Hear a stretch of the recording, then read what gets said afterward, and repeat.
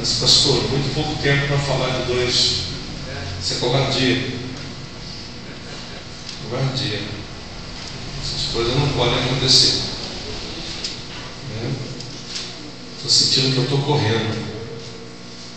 Está dando para acompanhar, tá? Louvado seja Deus. Evangelho João 19, do verso 38 ao verso 42.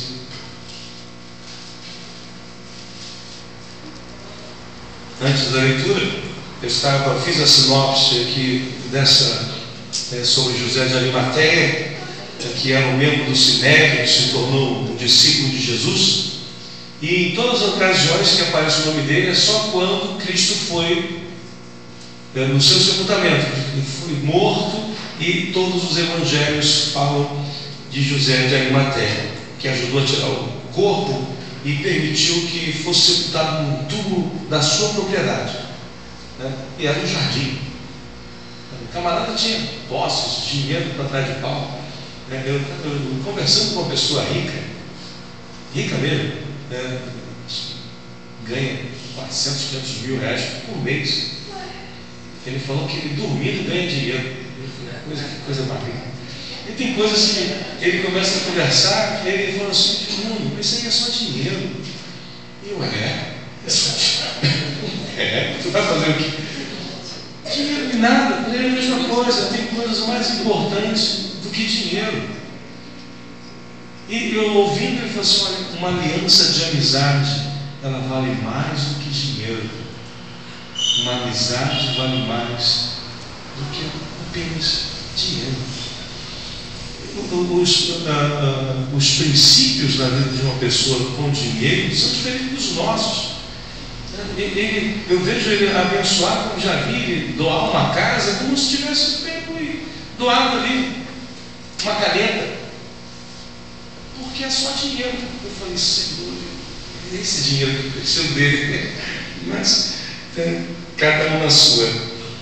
Então, todos os evangelhos mencionam apenas uma vez as passagens referentes ao sepultamento. E nós vamos ler todas as passagens que falam sobre José de Arimateia, dentro de Lucas, de Mateus, de Marcos. Mas eu quero ler agora no verso 38. Depois disso, José de Arimateia, que era discípulo de Jesus, ainda que ocultamente, pelo receio que tinha dos judeus, rogou a Pilatos que permitisse tirar o corpo de Jesus. Pilatos não permitiu, então foi José de Arimateia e retirou o corpo de Jesus. E também Nicodemos, aquele que anteriormente viera ter com Jesus à noite, foi levando cerca de 100 libras de um composto de mirra e aloés.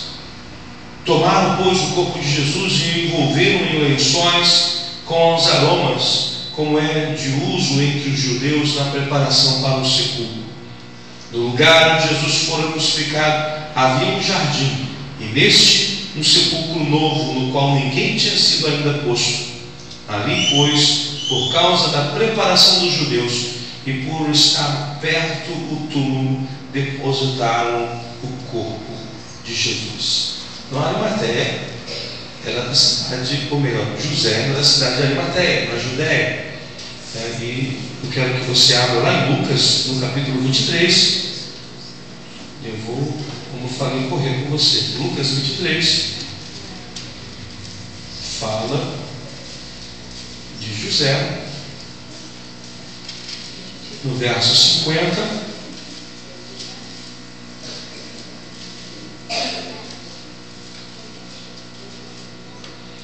E eis que certo homem chamado José, membro do Sinédrio, homem bom e justo, que não tinha concordado com o desígnio e ação dos outros, natural de Arimateia, cidade dos judeus, e que esperava o reino de Deus.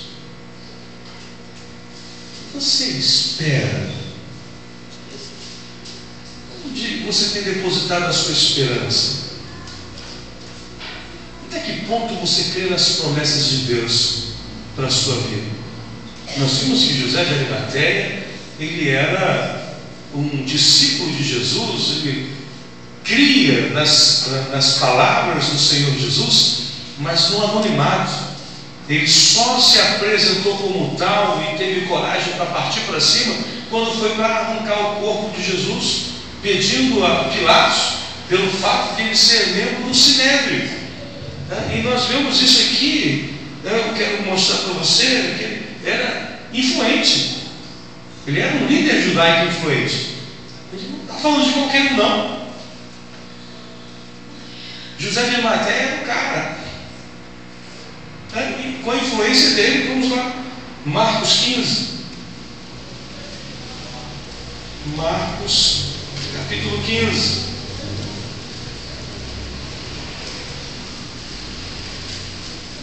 Há muitos ricos que Deus vai usar para a glória do nome dele, irmãos. Há muita gente que Deus fará uso das suas posses para que o seu reino seja anunciado. No verso 43 até o verso 46, vindo José de Arimateia, ilustre membro do Sinédrio. Eu já falei que é capítulo 15, verso 5. Ilustre membro do Sinédrio, que também esperava o reino de Deus, dirigiu-se resolutamente a Pilatos e pediu o corpo de Jesus.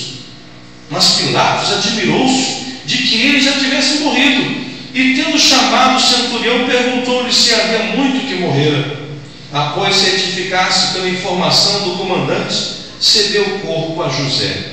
Este, baixando o corpo da cruz, envolveu-o em um lençol que comprara e o depositou em um túmulo que tinha sido aberto numa rocha, e rolou uma pedra para a entrada do túmulo. Então nós estamos falando de um homem que era influente, que fazia parte da liderança judaica e, além de tudo, era rico. Abre aí Mateus 27.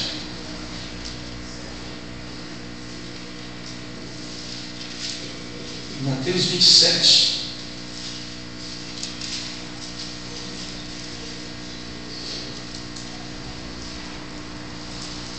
Verso 57.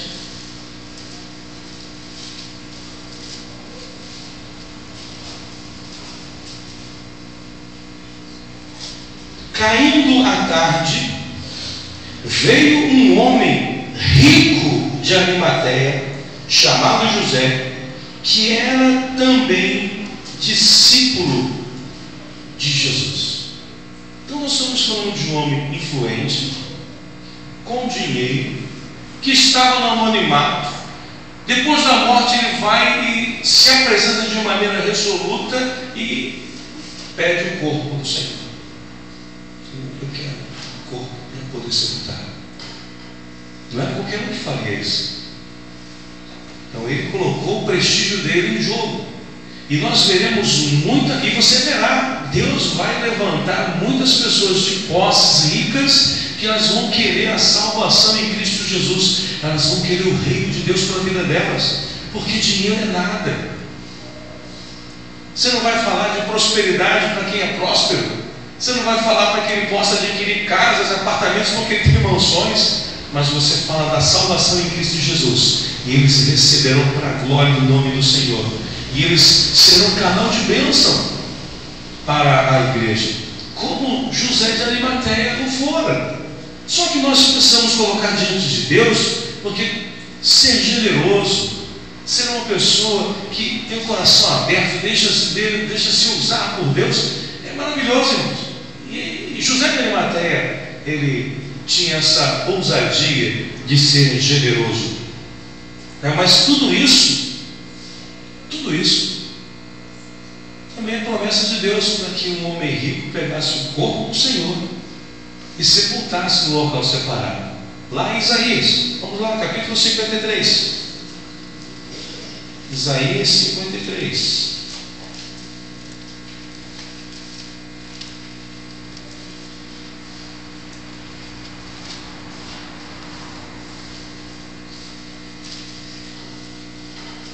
Ele poderia ser enterrado por qualquer ônibus. Mas como eu falei para você, o nosso Deus, quando Ele faz promessas para a nossa vida, Ele as cumpre. Como o Senhor cumpriu, o Senhor Deus cumpriu em relação a Jesus, o ungido dele, o Messias.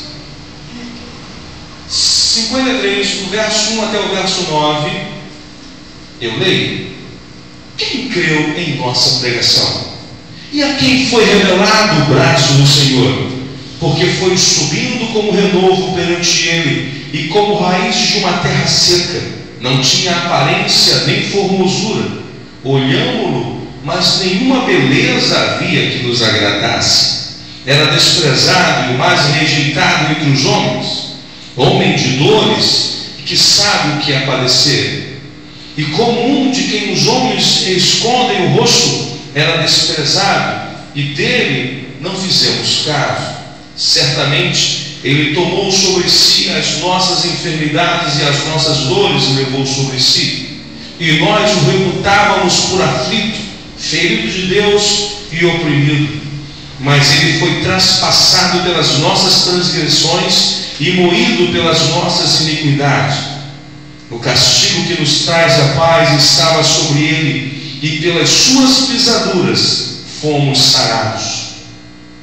Todos nós andávamos desgarrados como ovelhas, cada um se desviava pelo caminho, mas o Senhor fez cair sobre ele a iniquidade de todos nós.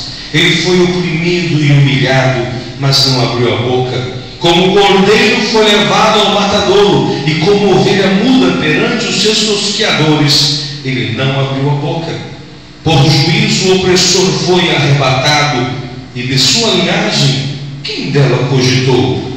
Porquanto foi cortado da terra dos viventes, por causa da transgressão do meu povo foi ele ferido.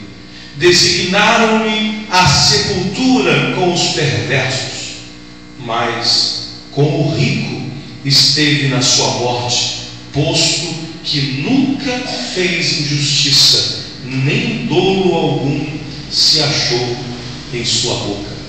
Irmãos, tem coisas que não dá. É Deus, como a gente brinca, né? Deus purinho na terra. Deus fala, Ele cumpre.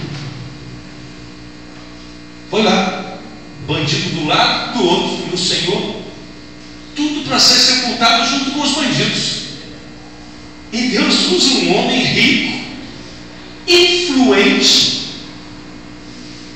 generoso, que creu em Jesus e pegou o corpo para se cumprir o que o profeta havia falado do ungido de Deus, o que o profeta havia falado do Salvador. Num jardim, num sepulcro novo, dependente, com os ricos e poderosos, ele foi sepultado. Mas tudo para fazer valer a palavra. O que nós aprendemos com Simeão e José de Arimateia? As promessas que Simeão guardou no coração. Viu o Salvador. José de Arimateia, com tudo que tinha, depois da morte, ele com ousadia foi resgatar o corpo do Senhor. Deus preparou aquele homem generoso, preparou com toda a sua riqueza, preparou com toda a sua influência, para chegar no dia que o Senhor morresse, e ele pudesse sair do anonimato e falar: eu quero esse corpo e vou sepultar. Nosso Deus é poderoso para transformar a tua vida. Ele pode estar tratando você hoje, talhando você, preparando há anos e trabalhando a sua vida com um propósito. Com um propósito. O propósito de José de Arimateia foi que aquele homem rico cumpriu o que estava escrito nas promessas, na palavra, nos estatutos do Senhor. Você já se perguntou o que Deus tem planejado para a sua vida? Qual o propósito de Deus para a tua vida?